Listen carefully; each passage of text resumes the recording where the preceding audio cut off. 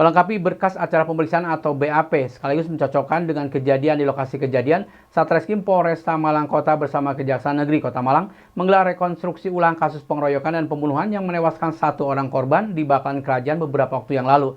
Dalam rekonstruksi ini terdapat 10 adegan yang diperagakan tersangka. Rekonstruksi kasus pengeroyokan dan pembunuhan berlangsung di halaman depan Polresta Malang Kota.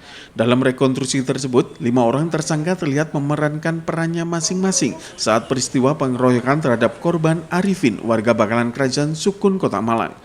Terdapat 10 adegan yang diperagakan oleh 5 tersangka. Dalam reka adegan tersebut diketahui bahwa para tersangka mendapatkan senjata tajam dari tersangka Tri Setiabudi alias Gotri. Sebelum pengeroyokan, Gotri dan korban terlibat duel hingga rekan-rekan Gotri menusuk korban dengan pisau. Saat pengeroyokan terjadi, beberapa saksi sempat melerai. Namun saat dilerai, 2 tersangka langsung menusuk korban dengan pisau, kemudian melarikan diri. PLT Kasatreskrim Polresta Malang Kota Kompol Danang Yudanto mengatakan bahwa rekonstruksi ini untuk melihat peran masing-masing tersangka, sehingga penyidik tidak salah dalam menerapkan pasal pada masing-masing tersangka. Sebelumnya, Satreskrim Polresta Malang Kota mengamankan 5 orang yang diduga menjadi pelaku pengeroyokan pada Arifin di Kelurahan Bakalan Kerajaan Sukun, Kota Malang.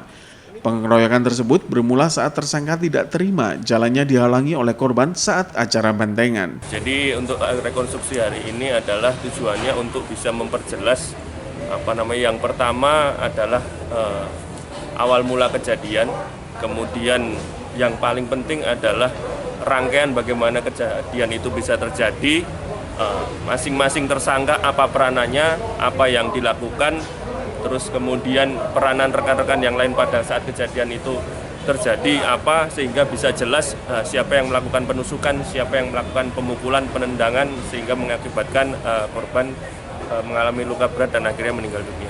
Untuk temuan baru tidak ada, sifatnya rekonstruksi hari ini hanya memperjelas sebanyak 10 adegan, yaitu peranan dari masing-masing tersangka. Untuk perbedaan, ada perbedaan sedikit namun tidak krusial.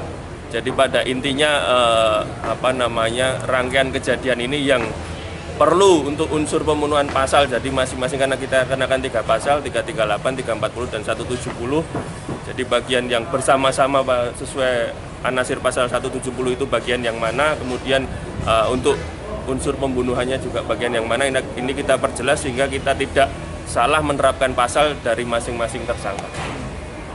Ya, jadi Gotri ini Simon Alfredo melaporkan.